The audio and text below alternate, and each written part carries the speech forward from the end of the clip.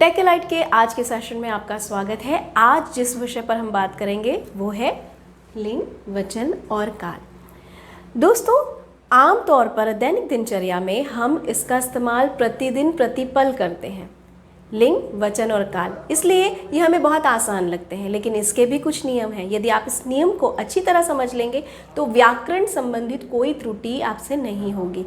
तो चलिए सबसे पहले देखते हैं लिंग क्या होता है। ठीक है, इसका शाब्दिक अर्थ होता है चिन्ह या पहचान। किसी भी शब्द से जब उसके पुरुष जाति या स्त्री जाति के होने का बोध होता है तो उसे हम लिंग कहते हैं। लिंग के दो भेद हैं हिंदी में, और इसे हम स्त्रीलिंग और पुल्लिंग के नाम से जानते हैं।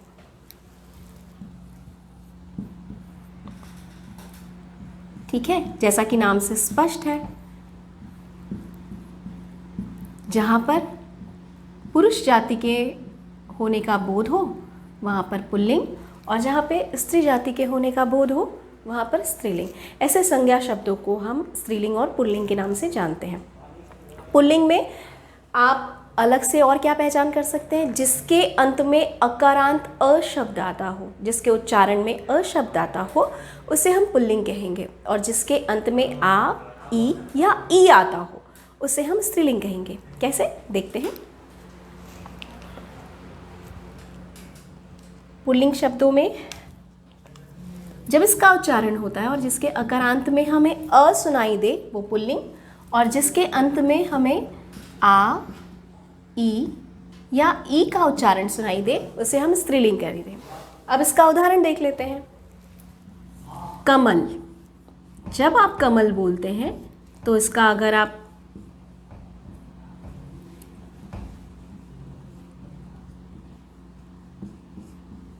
उच्चारण देखेंगे तो इसका स्वरूप कैसा है? ऐसा है। आपने स्वर व्यंजन में ये पढ़ा है। ठीक है, तो कमल बोलने पर हमें अ सुनाई देता है, तो इसका अंत अकारांत अ है, इसलिए ये पुल्लिंग है। लेकिन जिसका अंत आ, ई या ई से होता है उसे हम स्त्रीलिंग कहते हैं। जैसे अब कमल के आगे आप आ की मात्रा लगा दीजिए, कमला, तो ये हो गया स्त्रीलिंग। ठीक है, इसी तरह से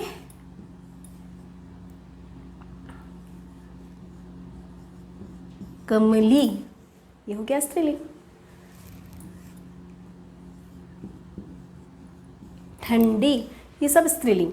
तो आप अगर ये याद रखते हैं कि जिसके अंत में अकारांत अ शब्द का उच्चारण सुनाई दे वो पुल्लिंग, और जिसके अंत में हमें अ की जगह आ, ई और ई का उच्चारण सुनाई दे वो स्त्रीलिंग। इसके अलावा कुछ और भी नियम है, वो हम पढ़ते हैं आगे। अब पुल्लिंग शब्दों को देखें। यदि आप इनको ध्यान रखेंगे तो आप कहीं भी कंफ्यूज नहीं होंगे। पुल्लिंग शब्द कौन कौन से हो सकते हैं? जहाँ भी पहाड़ों के नाम या समुद्रों के नाम होंगे, है ना, वहाँ पर क्या होगा? पुल्लिंग होगा। ठीक है, पहाड़ों के नाम, ग्रहों के नाम, माह के नाम और दिवस के नाम, द्रवों के नाम, रत्नों के नाम, पेड़ों के नाम। उदाहरण देख लेते हैं। समुद्रों के नाम प्रशांत महासागर, पहाड़ों के नाम पे हिमाचल, विंध्याचल, है ना, और ग्रहों के नाम आप बुध, शुक्र, मंगल, पृथ्वी। माह के नाम देख लीजिए। माह के नाम हिंदी माह अगर आपको याद है तो ज्येष्ठ, वैशाख, आषाढ़, जितने भी हैं ये सारे पुल्लिंग हैं। उसके अलावा दिवस के नाम सोमवार, मंगलवार। द्रवों के नाम दूध, घी। रत्नों के नाम पुखराज, मोती। और पेड़ों के नाम बरगद, पीपल। ऐसे जितने भी उदाहरण हैं, यदि आप इनका ध्यान रखेंगे तो आप ये जान जाएंगे उन शब्दों को देखकर कि ये पुल्लिंग शब्द हैं। इसी तरह से स्त्रीलिंग शब्द जो है उनको हम देखेंगे। पहले आप इसे नोट कीजिए। और अब हम स्त्रीलिंग शब्दों को देखेंगे। स्त्रीलिंग शब्दों में क्या होता है? हमने पुल्लिंग में क्या देखा था? हमने देखा था समुद्र को। यहाँ हम नदी को देखेंगे। ठीक है, तो यहाँ नदियों के नाम, भाषाओं के नाम, लिपियों के नाम, तिथियों के नाम। वहाँ पे हमने क्या देखा था? दिवस देखा था। यहाँ तिथियों के नाम, बोली के नाम, मसाले के नाम, नक्षत्रों के नाम। ग्रहों को कहाँ देखा था हमने? पुल्लिंग में देखा था। खाद्य पदार्थों के नाम, वहाँ पे द्रव्य पदार्थों के नाम देखे थे। समूहों के नाम। ठीक है, अब इसे याद आप ऐसे ही कर सकते हैं। अब नदियों के नाम गंगा, यमुना, कावेरी, गोदावरी। भाषाओं के नाम भाषा अरबी, फारसी, ये सब स्त्रीलिंग है। उसके अलावा लिपियों के नाम, जितनी भी लिपि है हमारी देवनागरी लिपि और जो अन्य भाषाओं की लिपि है, अरबी लिपि, ये सारी लिपियाँ जो हैं ये भी क्या होंगी, स्त्रीलिंग होंगी। इसके अलावा तिथियों के नाम, जितनी भी तिथि है, एकादशी, द्वादशी, जो तिथियाँ आती हैं हमारे हिंदी पंचांग में, वो भी क्या होंगी, स्त्रीलिंग होंगी। बोली के नाम, जितनी बोलियां हैं, जितनी लोक भाषाएं हैं, उसे हम बोली के नाम से जानते हैं, तो बोलियों के नाम भी स्त्रीलिंग होंगे। इसके अलावा मसालों के नाम, हल्दी, मिर्ची, धनिया, ये तो आप रोज़ अपने घर में अपने किचन पे देखते ही होंगे, तो मसालों के नाम भी आपको याद रखने, ये भी स्त्रीलिंग है। नक्षत्रों के नाम, रोहिणी नक्षत्र और भी जो नक्षत्र होते हैं, अगर आप बहुत ज़्यादा एस्ट्रोलॉजी पर बिलीव करते हैं और आप उसे देखते हैं, और नहीं भी देखते हैं तो हम पंचांग नहीं देख पाते, तो हम क्या करते हैं, अखबारों में भी पलट के देखते हैं कि हमारे ग्रह नक्षत्र क्या कह रहे हैं, तो ये भी स्त्रीलिंग है, आप ऐसे भी याद रख सकते हैं।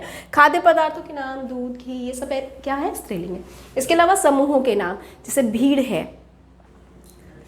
जैसा कि हमने द्रव्य पदार्थों में क्या देखा था, घी, दूध, है ना। खाद्य पदार्थों में हम क्या देखेंगे, पूड़ी, कचौड़ी।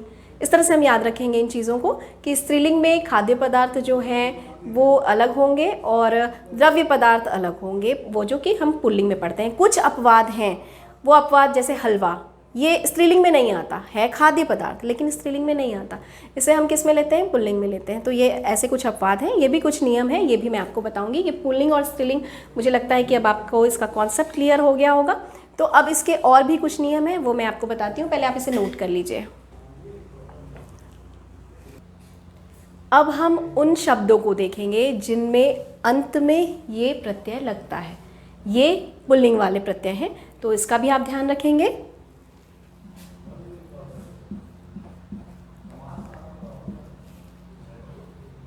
एक एक उदाहरण में लिख देती हूँ आपके लिए।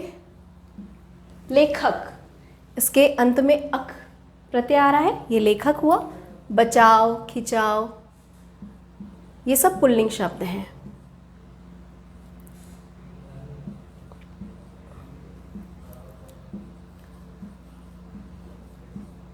बचपन, ठीक है, फिर आ जाएगा आपका बुढ़ापा,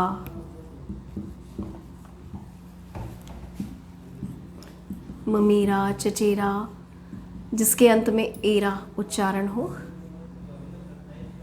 पढ़ना, लिखना, आस, विश्वास, ममत्व, गुरुत्व, ये सब पुल्लिंग शब्द हैं।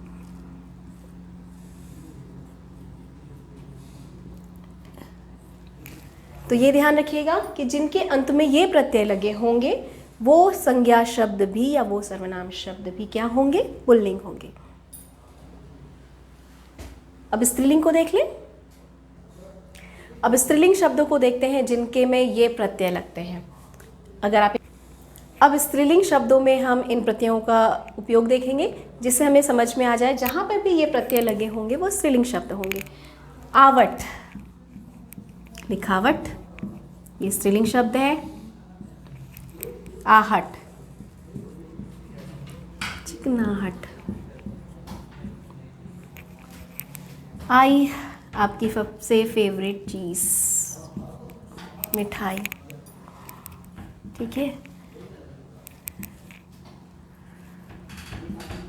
कैसी होती है, मीठी होती है।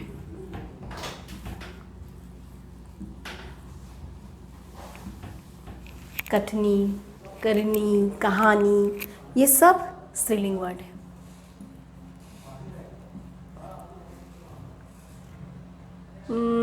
इया के लिए क्या वर्ड हो सकता है, बत्तिया। गानों में इसका प्रयोग बहुत सुना होगा आप लोगों ने। वत,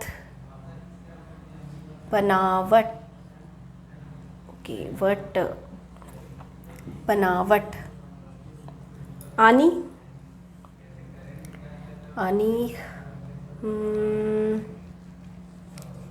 अक्सर घर में जब लड़कियां काम नहीं करती तो दादी या मम्मी क्या कहते हैं, बहुत महारानी है, ठीक है। तो आनी प्रत्यय।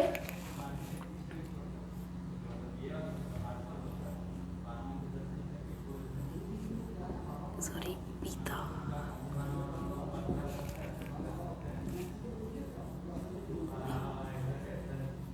अब आप इसे इस तरह से याद कर सकते हैं, जिनमें भी आवट, आहट, आई, ई, नी इया, वट, आनी, ता और ईमा प्रत्यय लगते हैं वो स्त्रीलिंग शब्द कहलाते हैं।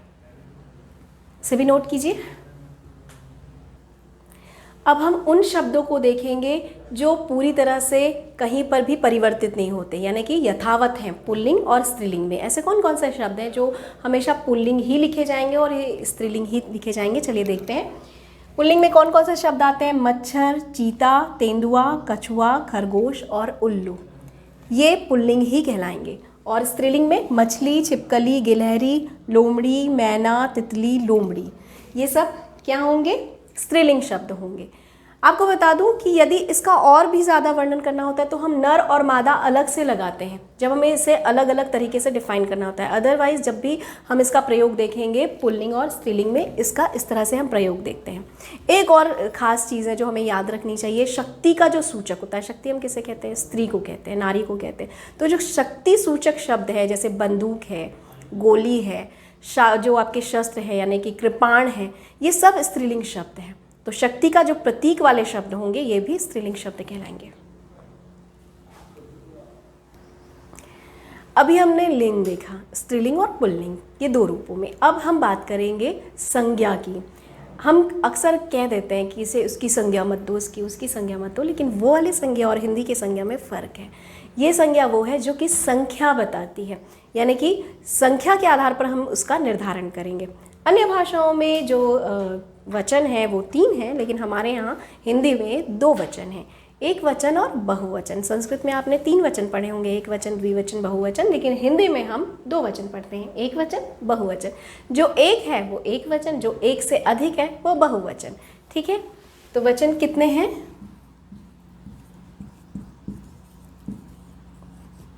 एक वचन, बहुवचन।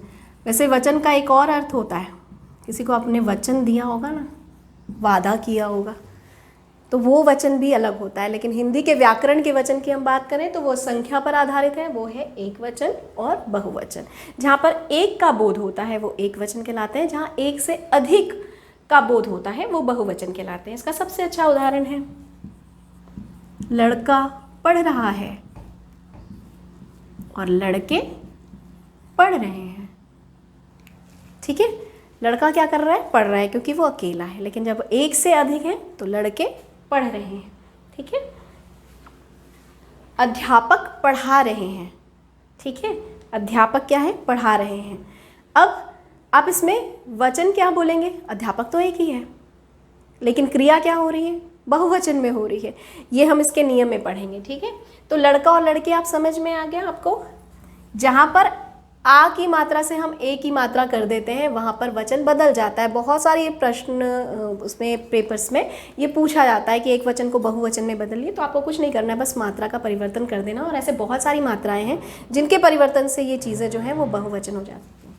ठीक है, जैसे ये पेड़,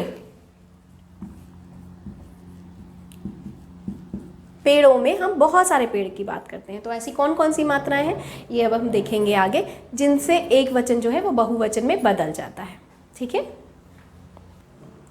वचन परिवर्तन के हम कुछ नियम भी देख लेते हैं। जहाँ पर संज्ञा शब्द के अंत में आ हो, ठीक है, वहाँ क्या हो जाता है? ए हो जाता है। जब इसको हम एक वचन से बहुवचन करेंगे तो बेटा का क्या हो जाएगा? बेटे। पंखा क्या हो जाएगा? पंखे। समझ में आया कि आपको क्या करना है? ये जो आ है इसको परिवर्तित करके ए की मात्रा लगा देनी है। इसी तरह स्त्रीलिंग में इया, जैसे लिपि है, छोटी की मात्रा है, छोटी है, तो ये यहाँ पे क्या हो जाएगा? लिपियाँ। ठीक है, तिथियाँ, तो हम इसमें क्या कर देंगे? हम इसमें इया जोड़ देंगे। उसी तरह ऊ वाले जो शब्द हैं, जैसे बहू, अब इसमें बड़ा ऊ है, इसमें छोटा ऊ है, इसमें क्या हो जाएगा? उसकी जगह पे आ जाएगा छोटा ऊ और ये हो जाएगा बहुएं। जहाँ पे छोटा ऊ है उसे वैसे ही रहने देंगे, यहाँ पे हो जाएगा धातुएं। जहाँ पर सम्मान प्रकट करने वाले संज्ञा शब्द होंगे, है ना, वहाँ पर क्या होगा? जैसे महावीर सच्चे वीर थे, महाराणा प्रताप सच्चे वीर थे। ठीक है, जब इस तरह के सम्मान सूचक शब्द होंगे तो वहाँ आँख मूंद कर आपको बहुवचन लिख देना है, क्योंकि सम्मान सूचक जो संज्ञा शब्द होंगे या जो सर्वनाम शब्द होंगे वो हमेशा सम्मानजनक होंगे। तो इसका आप ध्यान रखेंगे कि जहाँ पर भी सम्मान प्रकट करने वाला वाक्य आपको दिख रहा है वो बहुवचन में ही होगा। एक और चीज़ जो हमने लिंग में पढ़ा था, स्त्रीलिंग और पुल्लिंग को हमने देखा, कुछ लिंग ऐसे हैं जिसमें हम कोई परिवर्तन नहीं करते, वो हमेशा सबके लिए समान होता है। जैसे प्रधानमंत्री, राष्ट्रपति, ये सब ऐसे पद हैं जो सम्मान सूचक पद हैं और इनमें हम स्त्रीलिंग और पुल्लिंग का भेद नहीं करते। ये जैसे हैं इसको वैसे ही रखते हैं। प्रधानमंत्री चाहे पुरुष हो या स्त्री, उसे प्रधानमंत्री ही लिखा जाएगा। प्रधानाचार्य चाहे पुरुष हो या स्त्री, उसे प्रधानाचार्य ही लिखा जाएगा। तो इसका भी आप ध्यान रखेंगे कि पद के साथ हम स्त्रीलिंग और पुल्लिंग नहीं करते हैं। ठीक है, तो अब आपने पढ़ लिया है लिंग और वचन को। अब जो सबसे महत्वपूर्ण है वो है काल। तो काल आपने अब तक पढ़ा। काल कितने तरह के होते हैं? भूतकाल, वर्तमान काल और भविष्य काल। लेकिन इतने साधारण तरीके से परीक्षा में कभी भी काल नहीं पूछता कि आप बताइए ये कौन से काल में है, बल्कि इन काल के भी अलग अलग रूप हैं। वो अब हम पढ़ेंगे कि इन काल के यानी कि इन 3 काल के और कितने रूप हैं। तो चलिए इसे जल्दी से आप नोट कर लीजिए।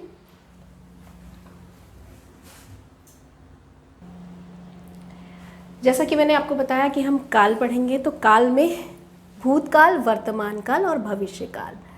आपने प्रारंभिक कक्षाओं में इसे पढ़ा भी है। भूतकाल, जो समय बीत गया, जो काम हो चुका, वो भूतकाल। जो समय चल रहा है, जो काम हो रहा है, वो वर्तमान काल। और जो भविष्य में होगा यानी जिसकी होने की संभावना है या जो होगा, उसे हम भविष्य काल कहेंगे। ठीक है, तो काल जो है वो एक तरह से समय का बोध कराता है। ठीक है, तो इसकी परिभाषा क्या हुई? समय के बोध कराने वाले को हम काल कहते हैं, जिसके 3 रूप हैं मूलतः भूतकाल, वर्तमान काल, भविष्य काल।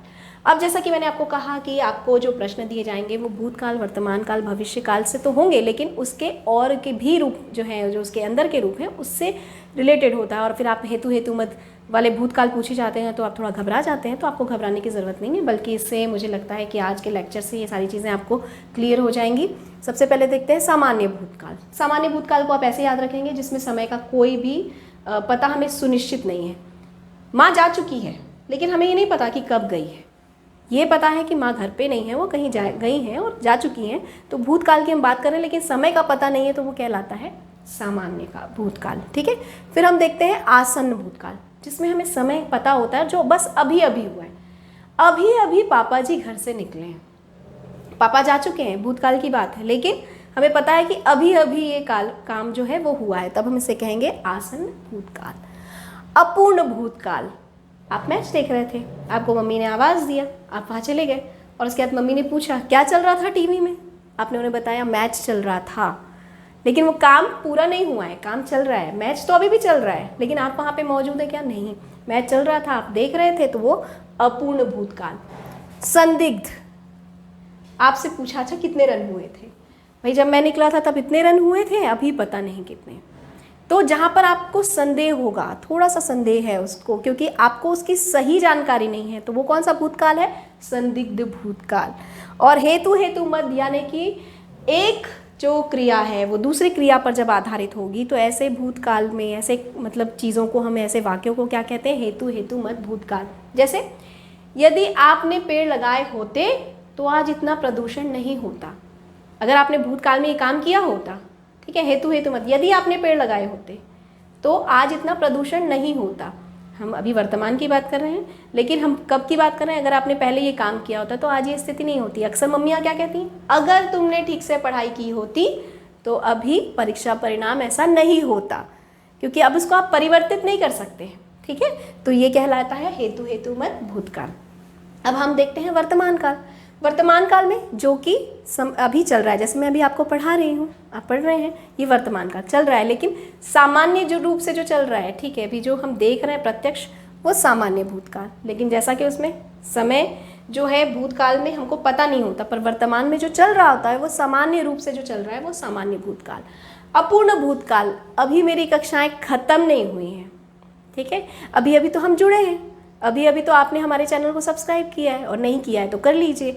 और ये भी बता दूं कि अगर आप हमारी वेबसाइट से चाहेंगे तो हम आपको PDF नोट्स भी प्रोवाइड कर सकते हैं, तो आप उसके लिए हमसे वेबसाइट पर संपर्क कर सकते हैं। आप हमारी वेबसाइट से इसका PDF भी ले सकते हैं। तो अपूर्ण वर्तमान काल क्या है? जो काम अभी चल रहा है लेकिन पूरा नहीं हुआ है, उसे हम अपूर्ण वर्तमान काल कहेंगे। संदिग्ध, जहाँ पर हमें थोड़ा सा डाउट है, संभावना है कि नहीं अभी ये पूरा नहीं हुआ है, अभी ये काम पूरा नहीं हुआ। आपको कहा गया है कि 1 घंटे में ये काम करना है, लेकिन अभी हमें अगर कुछ और काम दे दिया जाए तो शायद हम जो काम कर रहे हैं उसे छोड़कर हम दूसरा काम करने लग जाएंगे। तो जहाँ पर हमारी संदिग्ध अवस्था होती है वर्तमान काल की, उसे हम संदिग्ध वर्तमान काल कहते हैं। अब आ जाते हैं भविष्य वर्तमान काल में, भविष्य काल में। ठीक है, कल मैं ऑफिस जाऊंगा, ऑफिस तो जाना पड़ता है रोज़, है ना। पापा कहते हैं कल मैं जाऊंगा, ये भविष्य काल की बात है कि कल वो जाएंगे। अभी अलग बात है कि उनका मूड नहीं हुआ तो वो नहीं गए, लेकिन वो नियम जो है कल करने का वो होता है। तो ये क्या कहलाता है, सामान्य भविष्य काल। लेकिन जहाँ पर संभावना है, अगले साल मैं वैष्णव देवी जाऊंगी, अगर आपने ये प्रण किया या आप कहीं भी जाएंगे, आपने कहीं निर्णय लिया कि मुझे कहीं ना कहीं तो घूमने जाना है। कोरोना काल के कारण आप बहुत दिनों से कहीं बाहर नहीं गए हैं और इतना संक्रमण फैला हुआ है, लेकिन आपने सोच रखा है जब सब कुछ ठीक हो जाएगा मैं जाऊंगी। लेकिन ये क्या है, निश्चित नहीं है, संभावना है। सब कुछ ठीक होगा तब आप जाएंगे। तो जहाँ पर संभावना है वो क्या कहलाता है, संभाव्य भविष्य काल। तो इस तरह से आपके काल के ये रूप हैं, और मुझे लगता है कि आज के सेशन में आपको ये सारे काल अच्छे से समझ में आ गए होंगे। तो आज हमने क्या क्या देखा, हमने देखा लिंग, वचन और काल को। और मैं उम्मीद करती हूँ कि आपको आज की सत्र में ये तीनों चीज़ें अच्छे से समझ में आई होंगी।